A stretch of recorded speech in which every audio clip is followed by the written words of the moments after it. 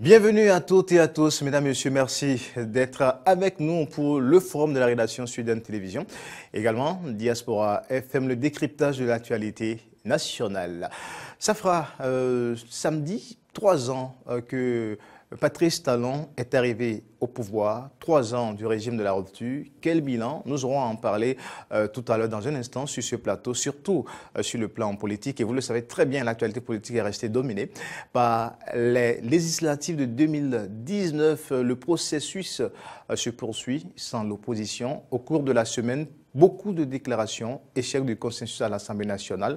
Le PR a consulté les présidents d'institutions et la décision issue de cette rencontre, c'est bien la tenue des élections à bonne date. Et en Conseil des ministres, le mercredi 3 avril, eh bien, les membres du gouvernement ont décidé de la poursuite du processus sans les partis d'opposition. Une élection exclusive ou une élection monocolore. L'opposition fait de la résistance et demande, appelle à une forte mobilisation pour aller contre cette décision et réclamer des élections inclusives. Et dans cette foulée, on a eu la sortie de la présidente de l'UDBN, Union démocratique pour un Bénin émergent. Elle a juste lancé un appel de paix, un message d'apaisement à l'endroit des acteurs politiques et puis reste convaincue quand même que nous aurons des élections inclusive au Bénin. Nous aurons le temps d'en parler avec mes confrères que je vais vous présenter dans un instant.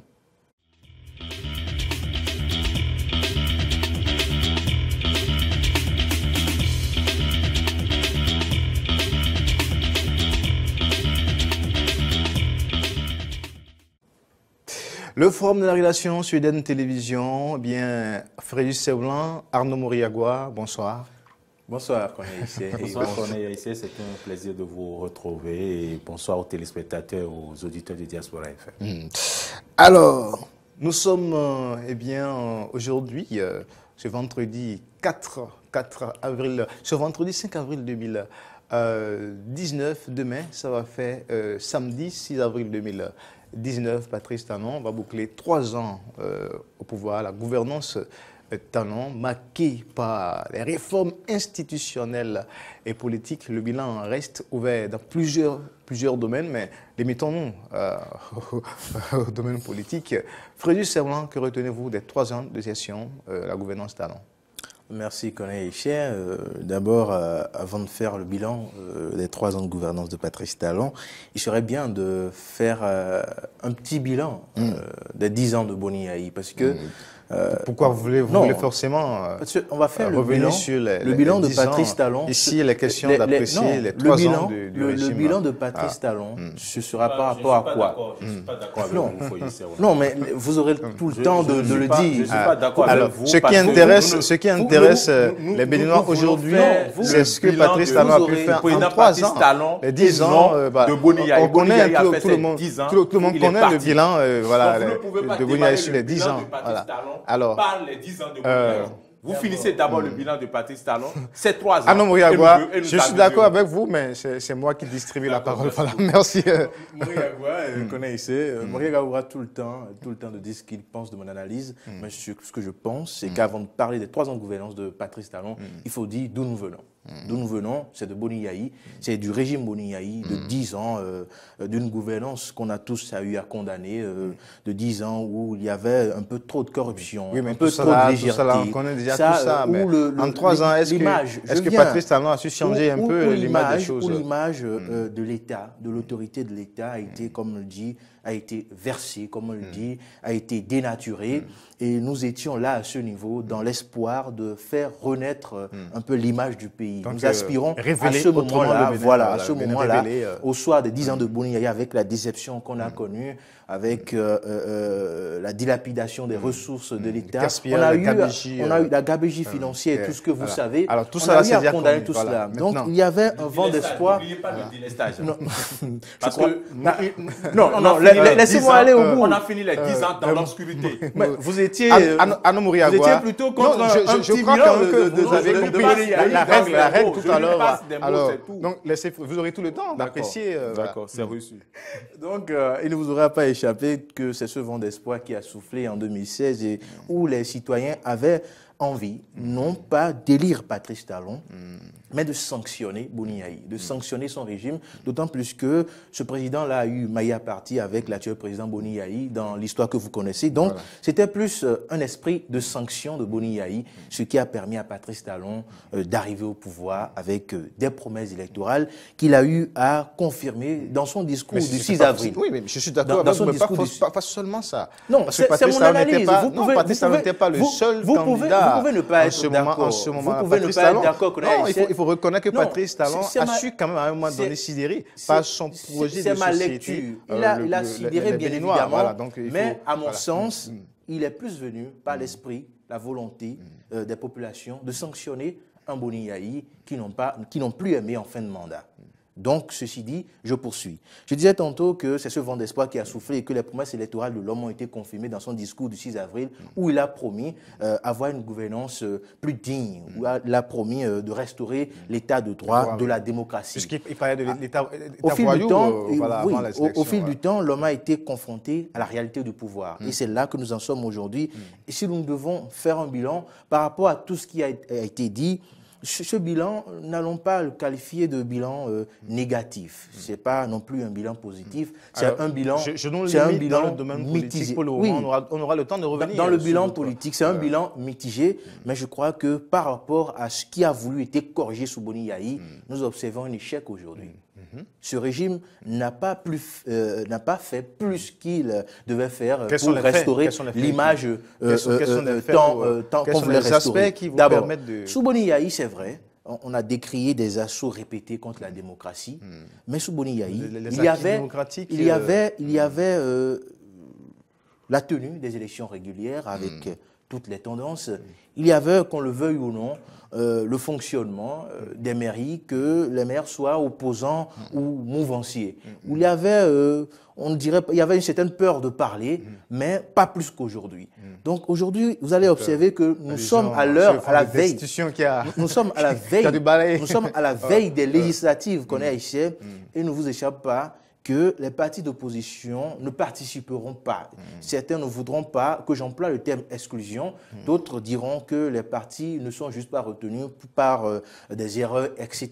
Mais ce qu'il faut retenir, c'est que notre démocratie de 29 ans, dans cette démocratie aujourd'hui, on va à une élection législative où les citoyens doivent désigner leurs représentants. Les citoyens, toutes tendances confondues. Alors, et à ces élections, on dénote seulement... Oui, je viens connaître ici. Seulement deux partis, parce qu'il y a beaucoup d'autres sujets. Deux partis de la mouvance. Oui, je viens connaître ici. Deux partis de la mouvance qui iront à ces élections-là. Il y a déjà là un déni de démocratie. Il y a déjà à ce niveau-là un problème qui ne va pas au niveau de la politique de la démocratie, un recul démocratique. Il ne nous aura pas échappé qu'au niveau des mairies, nous avons assisté à ce vent de suspension, de révocation. Et ce vent-là a soufflé en direction des élus qui n'étaient pas favorables à la politique de Patrice Talon, qui n'étaient pas forcément d'accord. Aussi, sous Boni Yayi, vous avez vu Maître Joseph Diogbenou, qui est aujourd'hui président de la Cour constitutionnelle, qui était proche de Patrice Talon. Avec Patrice Talon, tout cela dénonçait la privation de liberté parce que, selon eux, la privation de liberté doit être le dernier recours, l'exception. Mais aujourd'hui, qu'est-ce que vous observez? La privation de liberté n'est plus l'exception, c'est la règle. Quand vous observez les cas, Laurent Métognon, où des gens se vous n'allez quand même pas aggraver les choses. Je ne suis pas un tribunal, je ne parle pas de l'innocence ou non des gens, je ne suis pas à ce niveau. Je dis qu'en son temps, les gens avaient dit que la privation de liberté, les peines privatives de liberté devaient être le dernier recours, c'est-à-dire l'exception. Ils ont proclamé cela. Mais aujourd'hui, on observe que malgré que les accusés offrent des garanties de représentativité, ceux-là sont privés de leur liberté et n'ont même pas droit à un procès. C'est le cas de Laurent Métognon. Le procès est sans cesse reporté. Celui-là donnait toutes les garanties de représentativité. Alors, mais aujourd'hui, il est maintenu dans les liens de détention. Qu'en 3 ans, on retient qu'en 3 ans, il y a un recul démocratique et privation de liberté. L'espoir n'a pas été au rendez-vous. La rupture, le nouveau départ a été beaucoup plus une illusion que ce qu'on attendait. Arnaud Mouriagoua, je me tourne vers vous maintenant. Vous partagez ces avis, analyse de Frédéric Servan par rapport aux 3 ans de gestion de Patrice Talon. 3 ans de gestion, Corneille Haïssé, chers téléspectateurs, chers auditeurs, ce n'est pas que le plan politique. Oui, mais je limite pour le moment parce qu'il y a beaucoup à dire. Si Foyis Hollande a eu à aborder le plan politique, ne me demandez pas encore d'aller sur le plan politique. Abordons d'autres points, comme sur le plan énergétique. Qu'ils vous souviennent que après les 10 ans de Yahya Boni, nous avons terminé les 10 ans nous aurons tout le mois d'avril à aller secteur par secteur pour que les auditeurs et téléspectateurs puissent mieux comprendre. Mais alors aujourd'hui, est-ce que vous pensez qu'il y a eu un recul démocratique, non-respect des acquis, l'homme de liberté et autres? Avant d'en venir, il faut reconnaître aujourd'hui qu'il y a des efforts qui ont été faits sur plusieurs plans au Bénin. Sur le plan de l'économie numérique, sur le plan énergétique. Vous tenez forcément la population a accès à l'eau potable. La population a accès à l'électricité. Il y a beaucoup de choses positives. L'administration, la corruption. Les gens ont plus peur de corrompre aujourd'hui. Regardez aujourd'hui, si hier vous aviez l'habitude de circuler sur nos routes, vous auriez pu vous rendre compte de comment vous étiez rançonnés. Comment vous étiez rançonnés sur nos routes. Aujourd'hui, vous avez vu, la police a été unifiée. Et donc, nous avons la police républicaine. Pour ce numéro, nous sommes entendus simplement pour parler du volet politique. Et on a vu comment est-ce que Patrice Talon a su maîtriser la classe politique, les lois qui ont été votées, les réformes politiques qui sont en train d'être mises en œuvre aujourd'hui. Et tout ça, quelle appréciation vous avez de cela? C'est ça qui nous permet de dire qu'en 3 ans, parce que 3 ans, on a dépassé mi-mandat justement. En 3 ans, c'est déjà énorme pour qu'on ait un visage clair des 5 années de gestion. Oui, c'est vrai que tout n'est pas rose. Et Paris n'a pas été construit en un seul jour.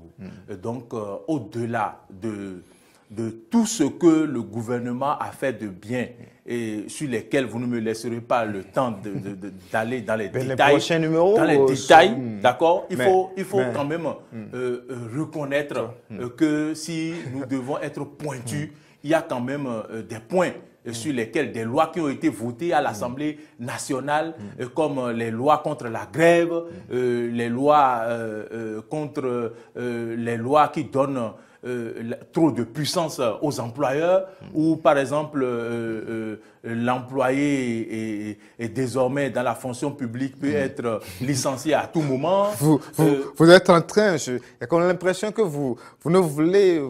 oui, j'en viens. Vous ne voulez pas vous prononcer sur... J'ai dit que tout n'est pas rose. Et donc, aujourd'hui, ce qui vient un peu enfoncer le clou et qui vient un peu, comment dire, ternir l'image de tout ce que ce gouvernement fait de bien, c'est bien sûr un peu le fait qu'on n'ait pas laissé... C'est le fait qu'il n'y ait pas possibilité pour les opposants, les partis de l'opposition et d'autres partis d'aller à la compétition. Cette compétition qui consiste à aller aux élections législatives du 28 avril prochain. Et donc, sincèrement, sur ce plan, vraiment, ce n'est pas bien. On a tout reproché certainement au régime Boni Yahi, mais sur les 10 ans, on a vu quand même les élections organisées avec des élections. Oui, Yahi Boni est venu au pouvoir en 2006 et déjà en 2007, il a organisé ses premières élections avec succès. Une première élection avec sous la rupture déjà, et on voit ces difficultés au niveau de la classe politique à pouvoir s'entendre, à obtenir le consensus simplement parce qu'il y a des réformes qui sont en cours, et ces réformes aujourd'hui nous ont conduit, qu'on le veuille ou pas, à une situation où l'opposition, vous n'avez pas voulu, tout à l'heure, Frédéric Servoula a utilisé le thème exclu, l'opposition se retrouve hors course. L'opposition et quelques partis de la mouvance hors course pour ces élections présidentielles. Et au cours de la semaine ou en début de semaine, lorsque les parlementaires, vendredi dernier, n'ont pas pu s'entendre pour pouvoir modifier le code électoral et la charte des partis politique, la nouvelle charte des partis politiques pour régler les problèmes de conformité et autres. En début de semaine, nous avons vu une rencontre entre le président de la République et les présidents d'institutions. À la fin de cette rencontre, il y a eu une déclaration lue par le médiateur de la République et qui disait simplement qu'il fallait continuer avec le processus électoral et tenir les élections à temps, à bonne date, ce qui a été confirmé par le Conseil des ministres du mercredi dernier. La Sénat a continué dans son calendrier. On a procédé au positionnement des deux partis, Union progressiste et Bloc républicain, sur le bulletin. Désormais, c'est clair. Élection sans l'opposition et d'autres blocs de la mouvance. Félix Servan. Oui, permettez-moi, avant de revenir sur ce point rapidement, sur le bilan politique, il faut souligner, comme disait Maurice tout à l'heure, il ne l'a pas dit totalement, mais en parlant de bilan politique aussi, c'est les réformes politiques engagées par l'homme. Parce que de ses promesses électorales jusqu'à son discours, il a insisté sur l'urgence des réformes pour restructurer la nation béninoise, la réforme du système partisan. Donc si nous devons faire un bilan politique de ce régime, il est important de faire le bilan de ces réformes que l'homme a engagées depuis le 6 avril 2016. Et ces réformes aujourd'hui, quand vous prenez la plupart de ces réformes, sont un échec. Pas forcément que les réformes sont mauvaises. Non, si les réformes échouent, la mise en œuvre. Si les réformes échouent, c'est que quelque part, ces réformes sont mauvaises. Et je crois que lors de la rencontre avec la classe politique, après la rencontre avec l'opposition, le président Patrice Talon disait que quelque chose n'a pas marché, qu'il fallait voir ce qui n'a pas marché. Et c'est de là qu'il a renvoyé le président de l'Assemblée nationale voir ses pairs pour que les différents amendements soient apportés au texte. Mais les députés ont pris tout le temps pour tergiverser à l'Assemblée nationale. Il faut remarquer qu'à ce niveau, nous avons observé un échec dans ces réformes politiques-là. Mais tout n'a pas été échec. Au début, nous avons tous salué la désignation des chefs de département. Mais vous savez, c'est cela que les régimes Soglo, à ces réformes, c'est relatif. Hein. L'autre camp peut vous dire qu'il n'y a pas de chef pour le moment, puisqu'on a eu ces lois. Oui, mais puisque vous me demandez mon avis, c'est mon avis et pas l'avis des autres camps. Et je dis qu'au début de son mandat... Non, ce n'est que des éléments d'appréciation, justement. Le président Patrice Talon a bien commencé. Tant que l'opposition et la mouvance, tout le monde a salué la désignation des chefs de département, ce que les régimes précédents n'ont pas pu faire. Et donc, il a bien démarré. Et cela, tout le monde l'a salué. Il a fait d'autres réformes, il a fait d'autres réformes dans l'administration qui ont été saluées, politiques qui ont été saluées. Mais la réforme majeure, qui est celle de la révision constitutionnelle, la révision de la Constitution, elle a échoué. La réforme du système partisan, on va dire, elle a échoué. Et nous continuons dans son échec. Pas qu'elle a échoué, on a renoncé comme la révision de la Constitution, mais elle a échoué en faisant que les partis d'opposition ne passaient pas aux élections et nous continuons dans l'échec-là. Et ce sera, dans les jours à venir, peut-être un échec plus cuisant. Maintenant, par rapport à votre dernière question sur cette rencontre, fameuse rencontre c'est clair que d'institution, avec le président d'institution, je crois que c'est une rencontre illégale. Comme elle a toujours été. Je crois que c'est Boni Yayi qui a été le premier à initier cette rencontre-là avec les présidents d'institution. Et Patrice Talon est là, dans ses cordes. Et en son temps, sous Boni Yayi, comme maintenant, nous osons le dire que cette rencontre, elle est pas illégale, mais elle n'a aucune valeur constitutionnelle. Parce que nulle part dans notre Constitution, ce texte fondamental ne prévoit une instance qui est désignée la conférence des présidents d'institutions et autres. Donc, moi, je crois que... Mais c'est justement sur cette rencontre que se base le Conseil des ministres. C'est pour dire la poursuite. Vous me permettrez d'aller au bout. La poursuite du processus électoral. À la question d'apprécier cette rencontre, vous me laisserez, bien évidemment. Non, je ne suis pas de toute façon, les éléments d'analyse. Oui, mais dans mon appréciation,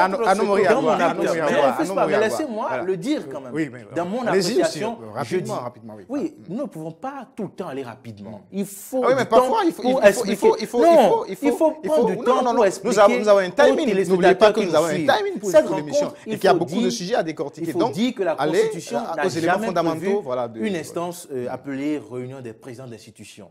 Donc cette réunion, on ne devrait jamais se baser sur une décision de cette institution, sur cette rencontre, pour l'entériner en Conseil des ministres et se baser dessus et dire... l'échec de consensus à l'Assemblée, pas seulement... Il y a l'échec de consensus, d'accord, mais cette rencontre, elle n'est pas conditionnelle, elle n'a aucune valeur. Maintenant, ce qui est regrettable... aurait dû faire quoi? Ce qui est regrettable, la dernière décision revient au président de la République. C'est lui qui a été élu. Et quand il y aura crise, c'est lui qui sera attaqué. C'est lui qui sera désigné. Et donc, ce qui fait d'autant plus mal dans cette rencontre, cela est apparu comme une réunion pour légitimer le forfait, pour légitimer, pour légaliser une décision prise contre et envers tous. C'est ce que... je ne dirais pas le peuple, si vous voulez, contre les partis politiques d'opposition et autres. Ah ouais, c'est à la lecture, c'est ce que cette réunion, c'est comme si c'était une réunion préparée. On dit, bon, on avance comme ça, et il nous faut un instrument pour légaliser cette réunion. Et on a assisté à ça. Et le porte-parole de cette réunion, c'est grave. C'est le médiateur de la République, voilà, qui n'est pas une institution, à mon sens, constitutionnelle. Et puis, la mesure, ce qui est d'ailleurs grave, son mandat est arrivé à terme. Celui qui est là, un président, un médiateur illégal, illégitime, et qui n'a aucun pouvoir pour agir et même représenter, être le porte-parole de tous ces présidents-là légitimes. C'est pas bien. Cela ne fait pas honneur à l'image du pays. Cela n'est pas bien. C'est le lieu pour moi de condamner fermement cette réunion des institutions. Anno Moriagua, vous avez maintenant la parole. Élargie au médiateur. Donc, on n'a pas dit, on a dit élargi au médiateur de la République. Mais le médiateur, normalement, ne devrait plus exister parce que son mandat est venu à terme et on devrait normalement désigner un autre médiateur depuis. Oui, mais il est en place. Comment il est en place comment? Il est en place. Vous voyez, c'est quelqu'un qui n'est pas... Le débat n'est plus là. C'est quelqu'un qui n'est pas dans la légitimité. Ce qui intéresse aujourd'hui les Béninois, alors, il est important de dire qu'on est ici. Le scrutin du 28 avril. Nous ne pouvons pas. Le scrutin du 28 avril.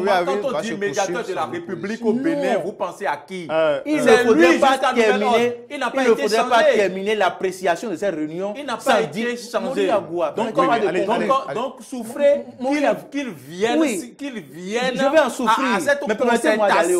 à cette concertation des présidents d'institutions qui soit présent. Puisque c'est lui qui est là, qui fait office de médiateur. Ce qui nous intéresse ici dans ce débat, ce qui nous intéresse dans ce débat, il faut que nous ayons l'opportunité, dès que nous avons la parole, dès que nous avons la parole, il faudrait offrir l'opportunité aux gens de dérouler leur analyse et de conclure. Mais vous avez la parole.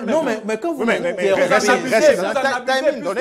Vous n'avez pas laissé pas la parole. Vous monopolisez la parole. Restez dans un timing donné. Ma conclusion sur cette réunion des présidents d'institutions, c'est étrange que celui qui est porte-parole soit dans l'illégalité des tests et demande aux autres de respecter les tests. Parce que le médiateur a fini son mandat, il n'est plus légitime ni légal, mais c'est lui qui porte la parole pour demander aux gens de respecter les tests. Et là, je crois qu'il faut condamner fermement, et c'est le lieu de le faire, cette réunion des présidents d'institutions. Anno Moriagua. Oui, moi je ne voudrais pas décapiter ici le médiateur de la République parce qu'il n'est plus légitime ou non. Mais je constate que oui, son mandat est terminé depuis 2018, mais il est encore là en tant que médiateur de la République. Donc pour une réunion où on invite les responsables d'institutions et élargit au médiateur de la République, on ne m'invitera pas à sa place. C'est lui qui est là et il n'a pas été changé. Alors, revenons maintenant au problème posé. Est-ce que vous trouvez quand même que c'est une décision sage de la part des présidents Si je reviens au problème posé, quelque part, ce que Fréjus a dit, il y a de la vérité. Parce que non seulement le médiateur de la République qui a terminé son mandat, d'accord, est venu, mais c'est lui qui porte la parole et qui signe de régler les conflits dans la République. Et qui signe le communiqué final, si on peut le dire, la déclaration. Et pourquoi, là, on peut se demander pourquoi un autre président d'institution ne lit pas cette déclaration et ne signe pas. C'est là l'interrogation.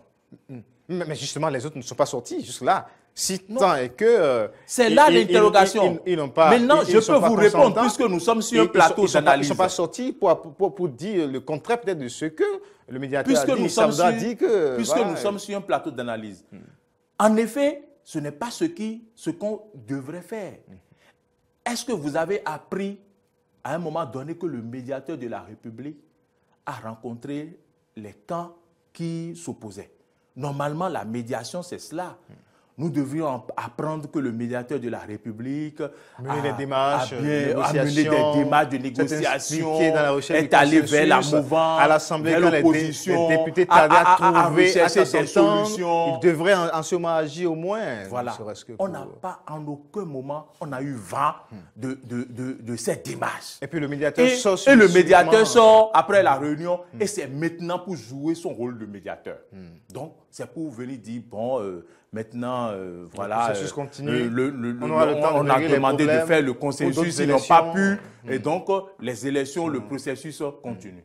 C'est à déplorer, c'est à déplorer, parce que je pense que ceux qui ont écrit notre Constitution, il faut les saluer, parce que nous avons pris un peu de temps au cours de ces semaines à revisiter la Constitution béninoise, et à l'unanimité, nous avions dit quand même, franchement, la Constitution, si ils se sont référés à d'autres pays pour la Constitution, en tout cas, ils y ont mis de l'intelligence. Et notre Constitution, elle a été pensée. Elle a été pensée parce que tout a été prévu. J'en voudrais pour exemple l'article 66. L'article 66 qui invite à la désobéissance lorsque les lois de la démocratie ne sont pas respectées. Et donc, c'est une parenthèse. L'opposition qui a aussitôt réagi au cours d'une conférence de presse ce mercredi, dans l'après-midi, nous allons vous proposer simplement de revivre quelques extraits juste de la déclaration de l'opposition. Béninoises et Béninois, notre pays est à la croisée des chemins et notre peuple, comme un grand peuple, est appelé à répondre à l'appel de sa destinée. Les premières élections qui doivent être organisées sous le régime de la rupture nous conduisent inéluctablement vers le chaos. Le 6 mars 2019, à l'occasion d'une rencontre avec certains responsables de la classe politique béninoise, le chef de l'État a reconnu pour la première fois l'impasse électorale et la mauvaise qualité des lois électorales, la charte des partis politiques et le code électoral, toutes deux imposées par sa majorité à l'Assemblée nationale au peuple béninois. À cette occasion, le président de la République, M. Patrice Talon, afin de regretter l'absence des partis politiques autres que l'Union progressiste et le Bloc républicain, les deux partis politiques privés dans la course aux élections législatives de cette année. Les forces de l'opposition viennent solennellement lancer un appel au peuple béninois à la résistance, au nom des moyens que nous accorde notre Constitution du 11 décembre 1990. L'honorable Guy Mitokpe qui a lu cette déclaration de l'opposition, il y avait cette conférence de presse, les responsables des partis de l'opposition qui appelle donc à une mobilisation, résistance. Est-ce que c'est ce qu'il faut maintenant? Ben, la question peut vous paraître bizarre. Non, la question ne me paraît pas bizarre parce que, avant de parler, quand les gens nous suivent, c'est vrai que le rôle du journaliste, son rôle premier d'abord, c'est de donner l'information, c'est de dire ce qui est juste, c'est de donner la vérité. Mais après cela, il y a notre rôle. Les faits sont sacrés. Oui, après ce rôle, le journaliste doit jouer un rôle de médiateur. Le journaliste doit, dans ses faits et gestes, préserver la paix. Mais cela n'empêche pas la vérité. Donc, à votre question de savoir si c'est le mot d'ordre qu'il faut suivre, je vous répondrai avant journaliste, en tant que citoyen, jouissant des droits de journaliste, que c'est le mot d'ordre qu'il faut respecter. Il faut, par les moyens pacifiques. Est-ce que s'opposer. Le dialogue est complètement, la porte du dialogue est complètement reformée avec ce qu'on a, vous savez, le précédent, tout semble comme si il y a une machine en marche. Et je crois que si nous sommes jaloux de notre démocratie, de notre paix, de tout ce que nous vivons, cette liberté qui nous a permis depuis 1990 de tourner dos aux démons du parti unique, de la pensée unique, nous devons tous, chacun de nous, soutenir cela par les moyens pacifiques, bien évidemment, réclamer des élections législatives. Parce que quand on dit cela, les gens vous répondront ceci, que l'opposition n'a pas été exclue, mais qu'elle n'a pas respecté les tests. Mais quand les gens vous posent cette question, qui vous viennent à l'esprit de leur en poser deux. Deux questions. La première, c'est celle-ci. Il ne nous a pas échappé que dès lors que tous les partis politiques ont déposé leur dossier pour avoir le certificat de conformité, il y a eu dans un premier temps le rappel des fautes par le ministère de l'Intérieur à tous ces partis-là. Maintenant, les partis ont corrigé cela et ont déposé.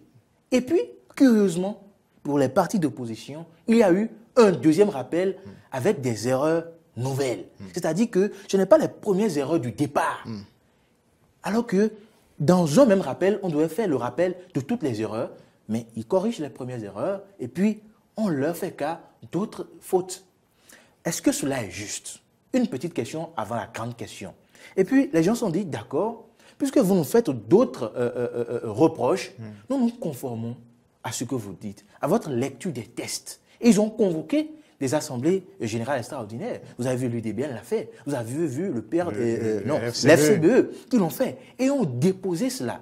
Mais parallèlement, voyant ce qui se passe, ils ont saisi la Cour suprême. Et le ministère de l'Intérieur a dit, puisque vous avez saisi la Cour suprême, j'attends la décision de la Cour suprême avant de me prononcer. Il se fait que la Cour suprême s'est déclarée incompétente. Tout à fait. Et tout de suite, ces partis-là ont saisi, les FCBE en l'occurrence, ont saisi le ministère de l'Intérieur pour dire, voilà, la Cour suprême s'est déclarée incompétente, nous attendons la suite, délivrer notre certificat de conformité, nous avons, pour la deuxième fois, corrigé les erreurs. Mais, curieusement, depuis cette date-là, jusqu'à aujourd'hui, le ministère de l'Intérieur n'a pas délivré le certificat de conformité à ces partis, dont les FCBE. Pourquoi jusqu'à maintenant, après les rencontres avec le chef d'État, où le chef de l'État a donné diligence au ministère de l'Intérieur pour délivrer les pièces. Pourquoi le ministère n'a pas délivré des erreurs lourdes, non, des erreurs mineures, non, ça c'est au niveau de la Sénat. Pourquoi le ministère, jusqu'à aujourd'hui, n'a pas délivré ce certificat de conformité? Il y a des députés, des probables députés de l'opposition. Donc, vous ramenez la thèse du traitement de faveur en fonction ou selon la taille. Oui, c'est la première question. Voilà. Et la deuxième question que vous devez leur poser, c'est ceci. Il y a des citoyens, des potentiels candidats comme Komé Koutié, comme, comment on l'appelle, honorable Dianotin, qui ont soldé, selon le porte-parole, pas le porte-parole, le conseil juridique, Kamawa Sangari, qui ont soldé, qui sont à 0 francs, mais depuis ce jour jusqu'à aujourd'hui, ils n'ont pas reçu leurs quitus fiscaux. Donc aujourd'hui, ce n'est pas l'absence de consensus. C'est juste par le fait que le ministère de l'Intérieur n'a pas délivré le certificat de conformité à un parti, au parti de l'opposition pour participer à ces joutes électorales. Et jusqu'à aujourd'hui, ils n'ont pas ce certificat. Ils n'ont pas le ministère. Et c'est ça qui a créé la crise. Décidé de bloquer les dossiers. Pourquoi moi, mon analyse, elle est simple. Elle est simple. Aujourd'hui, le chef de l'État a engagé des réformes. Et ces réformes font que le chef de l'État est impopulaire. Ses ministres sont impopulaires. Ses députés à l'Assemblée nationale sont impopulaires parce que... Ça, c'est votre analyse. Voilà. Oui, ils l'ont reconnu. Non, vous l'avez dit. Non, c'est un fait.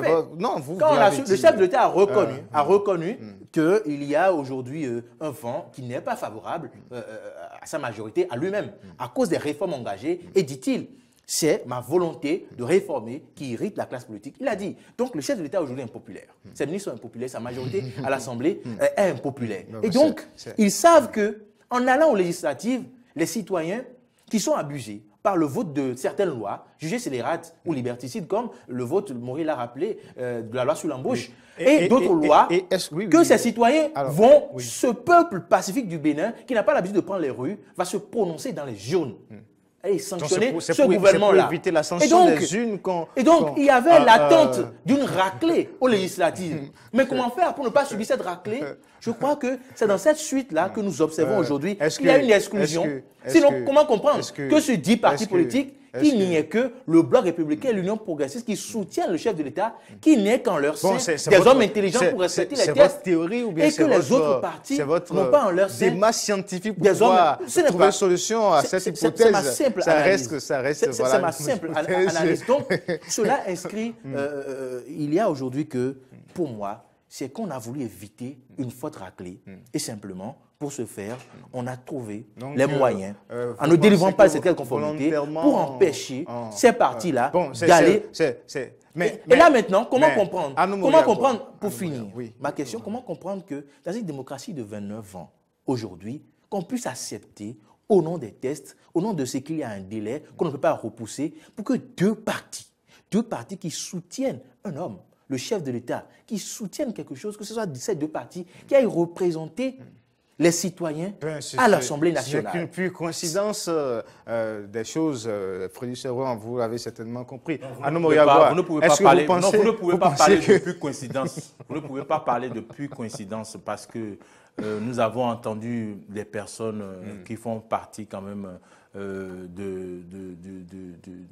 ce pouvoir, je vais dire, qui sont des gens qui sont proches du pouvoir, qui ont dit que c'est bien pensé. Et c'est peut-être l'opposition qui dormait. Et donc, c'est bien pensé et ça venait de très loin. Ça dit que c'est bien pensé et c'est pensé depuis avant même le vote de ces deux codes qui, aujourd'hui, ont créé tout ce problème. Ces deux codes qui, pas deux codes, ça dit, je parle du code électoral, de la charte des partis politiques. Franchement, aujourd'hui, ces deux, le code et la charte qui posent problème, participent ainsi au recul de notre démocratie. Il faut dire les choses quand il est bien de les dire. Alors, aujourd'hui, à Nomoriagua, voilà, nous acheminons, qu'on le veuille ou pas, vers l'élection, le 28 avril, oui, avec l'Union progressiste, le bloc républicain. Oui. L'opposition continue toujours dans sa démarche, dans sa mobilisation forte contre ces élections. Oui. Exclusive. Oui. Qu'est-ce qui pourrait se passer alors? Non, avant de répondre, est-ce que les dirigeants mesurent peut-être déjà, sont en train déjà d'entrevoir un peu les conséquences d'une pareille situation? Parce qu'on aura une période de campagne électorale, on aura le scrutin lui-même. Alors, qu'est-ce qui pourrait se passer dans ce pays que nous aimons tous? Avant de répondre à cette question, vous allez prendre votre mal en patience parce que c'est sur ce même plateau que j'ai fait foi, j'ai exprimé, j'ai bien sûr dit clairement que moi, je fais pleinement confiance au chef de l'État. Et qu'il vous souvienne que nous avons été attaqués sur les réseaux sociaux par des personnes qui disaient que pourquoi nous disons que nous faisons confiance au chef de l'État et que le dernier mot revenait au chef de l'État. Mais il faut reconnaître que nous avons été un peu déçus. Parce que depuis le début de tout ce processus-là, des négociations, nous avions cru que les choses allaient changer, surtout quand nous avons observé Maître Adien Humbedi aller vers le professeur Aïvor, aller vers d'autres personnes, le président Nicéphore Soglo, après le président de la République qui a rencontré le président Nicéphore Soglo, et ensuite, nous avons vu l'arrivée dans le pays des émissaires, CEDEAO, ONU. Nous avions cru que tout allait changer et que les choses allaient vraiment changer. Et le président de la République, il vous souvienne que quand il avait reçu l'opposition, il avait bien dit, voilà, quand il a reçu les 10 partis politiques, il avait dit, voilà, si je dois demander aux fonctionnaires du ministère de l'Intérieur de veiller, de travailler 24 heures sur 24, ils doivent le faire et délivrer les certificats de conformité. Mais finalement, on s'est retrouvé toujours à deux partis. Alors, vous avez un message au président de la République maintenant. Et donc, à deux partis politiques, on se demande si vraiment nous allons continuer les choses ainsi avec les deux partis. Et maintenant, je vais répondre clairement. Je vais répondre clairement à votre question et pour dire que à quoi nous devons nous attendre. C'était ça la question. À quoi nous devons nous attendre? Hier, je vous ai dit jeudi, l'opposition a fait un appel depuis mercredi, mais vous avez vu effectivement certaines personnes mécontentes qui se sont avancées vers la Sénat, ont été dispersées par des gaz lacrymogènes, d'autres ont parlé de tirs à balles réelles, bon, je n'y crois pas, mais quand même, nous pensons que ce ne serait pas facile. Parce que dans l'opinion publique, on entend dire non, il n'y aura pas élection. Oui, les députés de la mouvance ont dit il y aura élection et rien ne se passera. J'espère que les dispositions ont été prises pour que rien ne se passe. Et je pense que la police républicaine également a pris ces dispositions pour que le peuple soit vraiment en sécurité. Mais le vote, c'est des bureaux de vote.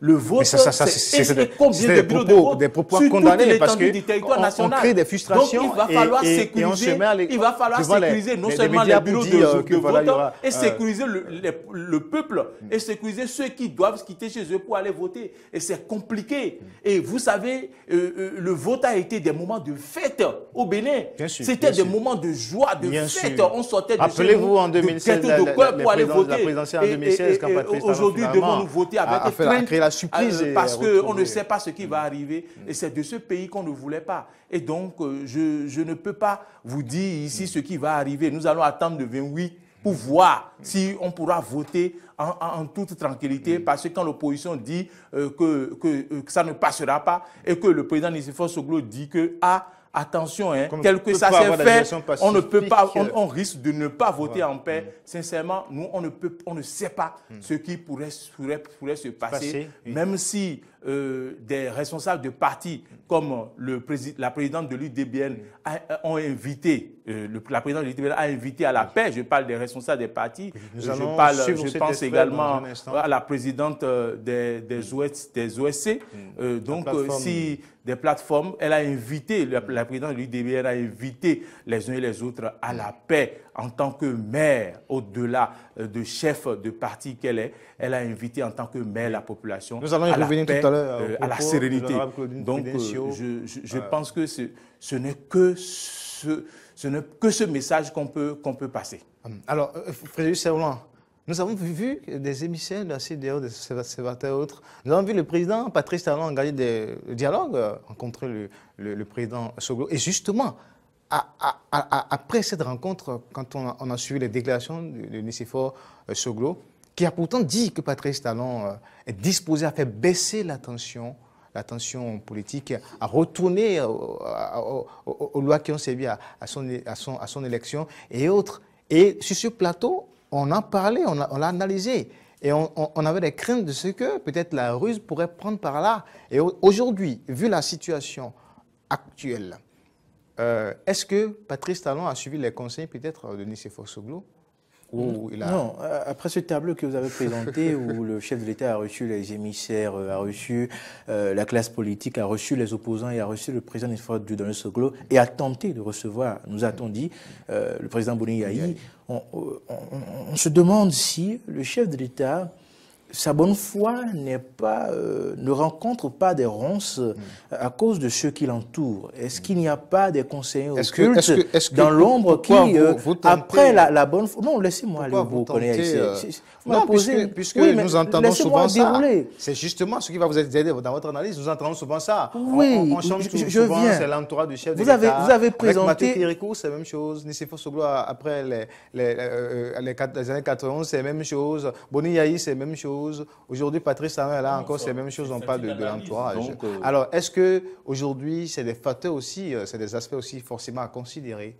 Bon, voilà, comme je disais que vous avez présenté un tableau où le président, dans sa bonne foi, dans sa volonté, a rencontré une CY et a tenté de rencontrer d'autres sans succès pour trouver une solution à la crise. Mais l'impression qu'il a présentée lors de ces rencontres-là n'est plus ce qu'on a observé après dans les déclarations, dans la suite du processus. Et là, la question, elle est légitime. Quand, après une rencontre, le chef de l'État montre sa bonne foi, bon sourire devant la caméra, il dit « je vais revenir ». Bon, il ne nous a pas dit. Le président Soglo a dit qu'il a confessé vouloir aller vers les règles qui lui ont permis d'accéder au pouvoir et de revenir sur ça, de prendre une loi d'amnistie, etc.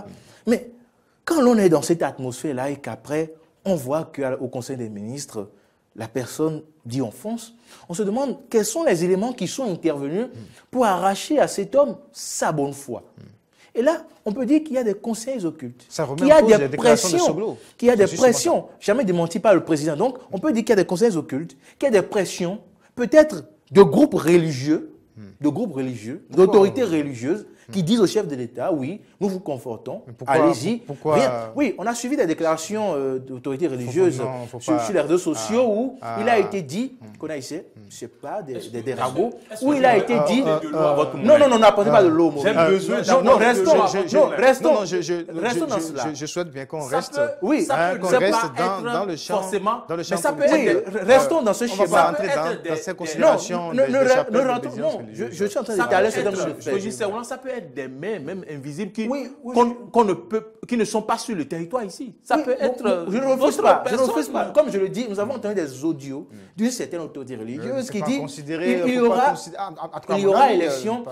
Je viens connaître ici qu'il y aura élection sans que rien ne se passe. C'est dommage que de telles personnalités puissent tenir, bon, si on peut le dire, tenir de tels propos. Et donc, on peut se dire, est-ce que ces avis-là, ce courage que certaines personnes donnent au président, ne le confortent pas dans sa décision de dire, bof, je n'ai pas besoin de respecter la démocratie, allons-y. Puisqu'il y a ce lobby religieux qui me soutient, puisqu'il y a ces parlementaires à l'Assemblée qui me font du chantage en disant, si vous cédez, nous vous abandonnons, nous rejoignons les rangs de l'opposition pour grossir ces rangs-là et vous n'auriez plus rien. Est-ce qu'il n'y a pas de ces menaces, il n'y a pas de ces soutiens qui confortent le chef de l'État à fermer les yeux et aller? Et moi, je penche davantage pour cela. Parce que Patrice Talon est élu, son mandat va terminer en 2021 et puis il va ramasser ses clics et quelques partis.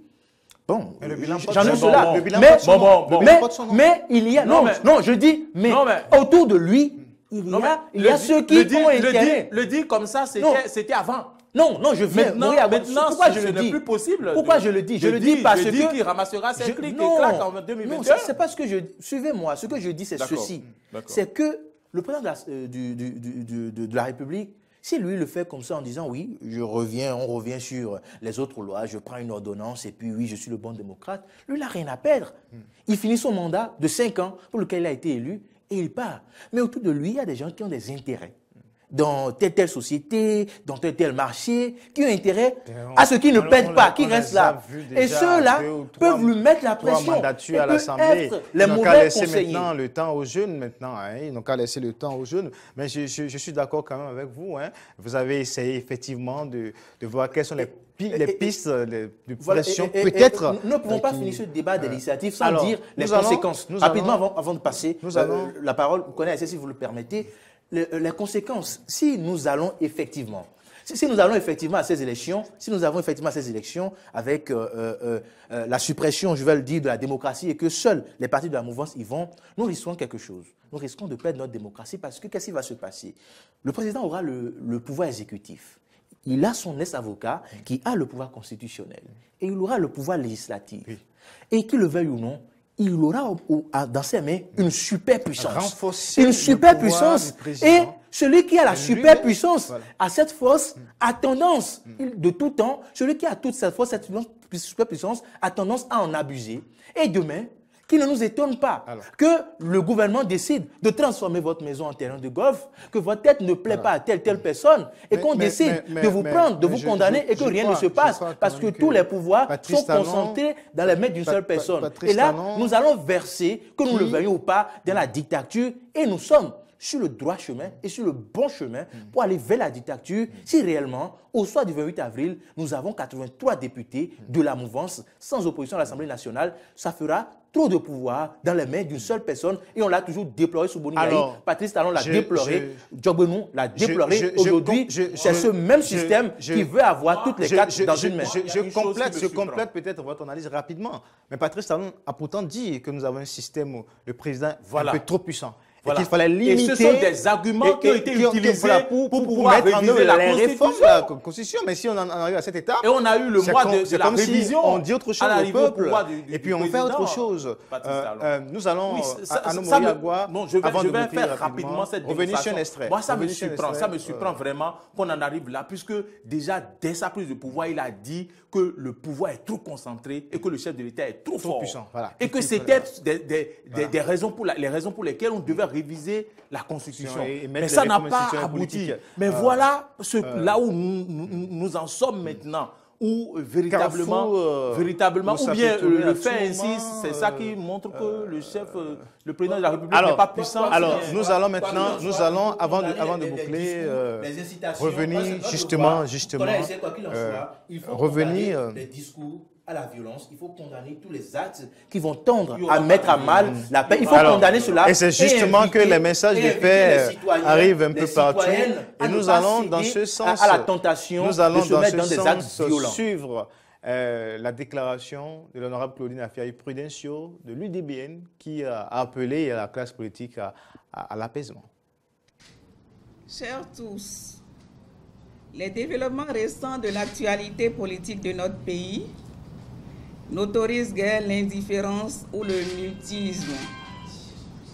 Les acteurs politiques, toutes tendances confondues, envoient des signaux peu rassurants, aussi bien pour les populations béninoises que pour l'ensemble de la communauté internationale.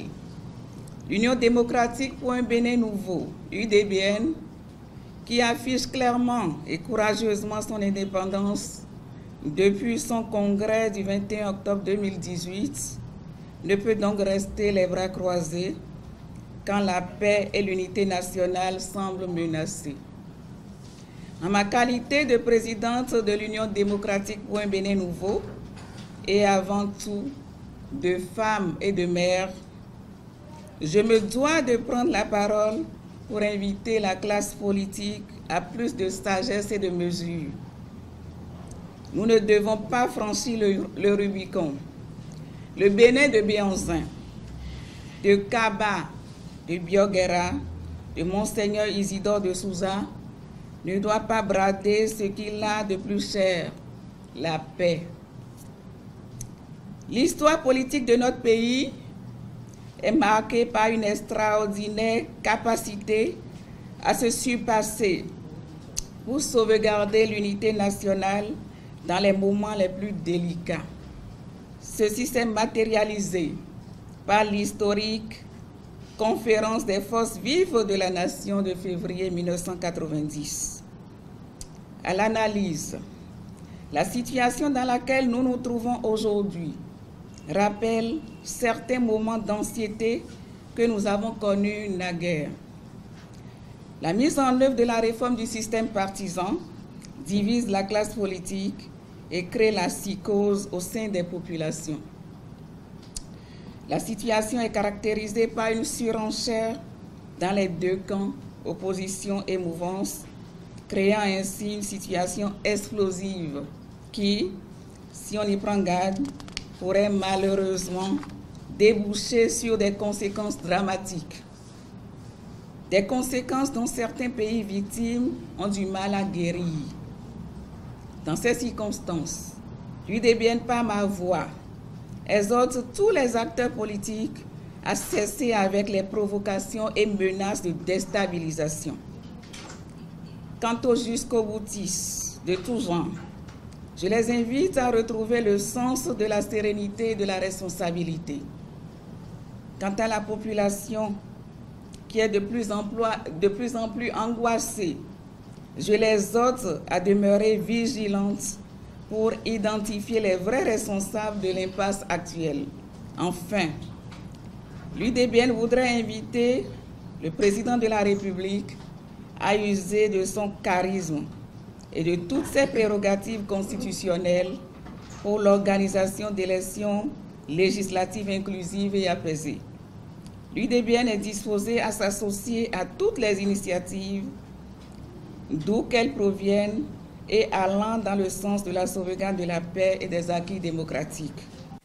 Frédéric Serroulin, Arnaud Moriagua, ça vient quand même calmer un peu les ardeurs, hein? Oui, un message de l'Amazone des temps modernes. La présidente de l'UDBN, l'honorable Claudine Afiavi-Poulencio, qui est un soutien quand même du pouvoir et qui aussi a été écarté, dont le parti a été écarté comme les partis de l'opposition, comme d'autres partis de la mouvance comme le PRD. Et vous avez un discours. Elle est restée inébranlable. Elle a tenu un discours apaisé, elle a rappelé d'où nous venons, elle a évoqué notamment le nom de Monseigneur Isidore de Souza, et donc cet homme épris de paix qui a joué un rôle important dans la conférence nationale. Et donc elle a quand même demandé, quand même au président de la République d'organiser des élections inclusives pour montrer quand même qu'elle n'approuve pas ce qui se fait, mais ce n'est pas pour autant qu'il faut mettre le feu à la maison. C'est un courage intellectuel, il faut le reconnaître, Frédéric Serroulin. Parce qu'on est du camp, mais voilà. Pourtant, on dit oui, il faut la paix, mais il faut des élections inclusives. Oui, c'est un discours, comme l'a dit Maury, apaisé, mais un discours engagé et responsable, parce que j'ai cru entendre dire l'UDBN est prêt à s'associer à toute initiative allant dans la paix de la sauvegarde et de la paix et des acquis démocratiques. Donc il faut lire entre les lignes. Donc l'UDBN est prêt à s'associer à toutes les initiatives visant à réclamer pacifiquement les élections législatives inclusives, donc les acquis démocratiques, tout en invitant les uns les autres à ne pas emprunter les voies qui pourraient mettre le pays à feu et à sang. Donc ce discours ne voudra pas dire, ce discours ne veut pas dire, ce discours ne veut pas dire aux gens de ne pas lutter pour réclamer des élections législatives inclusives. Ce discours veut dire engagez-vous. Engagez-vous, citoyens de tout le Bénin. Engagez-vous dans la paix, dans la sauvegarde des acquis démocratiques. Voilà. Donc, dans la paix, et c'est en cela qu'on relève ce côté pacifique du discours. Des marches pacifiques et autres pour réclamer la paix. Parce que les gens ont trop tendance à croire que dans la sauvegarde de la paix, il ne faut pas lutter. Mais parce qu'il y a crise, c'est parce qu'il y a exclusion qu'il y a crise. Il faut d'abord le rappeler. Il y a menace à la paix parce que des gens ont exclu des partis politiques. Et donc, si on doit appeler à la paix, c'est d'abord ceux-là qui, dans un esprit antidémocratique et dans une poussée dictatoriale, ont exclu des partis de revenir à de bons sentiments en permettant des élections exclusives. Ce faisant, ils restaurent la paix. C'est d'abord eux. Mais puisque ceux-là ont déjà posé la forfaiture, il faut inviter les gens qui sont lésés et abusés à emprunter les moyens pacifiques. Merci à vous. Parce qu'il ne faut pas se croire qu'on est épargné. C'est terminé pour le forum possible. Je vous renvoie maintenant à passer de bons moments de week-end sur... Une solution est possible, c'est être merci engagé. à vous, C'est Igor Ontonji, Didier Guédou et puis Fiacre Voitan qui ont assuré la partie technique de cette émission. Merci à toutes et à tous, chers confrères. Je vous renvoie à week-end, passer d'agréable moment du week-end. Et puis nous allons laisser nos auditeurs et téléspectateurs en notre compagnie pour ce week-end. Retrouver le forum de rédaction à 21h vendredi à 01. Et puis dimanche à 13h30. Et juste après le forum de rédaction ce dimanche, vous aurez l'échiquier mondial, les 25 ans du génocide au Rwanda. Ça sera avec nos confrères de la RT France et qui seront vous allez les découvrir sur le plateau, sur les antennes de Eden Télévision, en partenariat. Vous aurez cette émission dans la grille désormais, l'échiquier mondial et la grande interview de RT France. Mesdames, Messieurs, passez d'agréables moments le week-end en notre compagnie. Au revoir et n'oubliez pas le rendez-vous, l'actualité, le décryptage de l'actualité avec Diaspora FM et Eden Télévision. Le bonheur d'être à vous. Au revoir.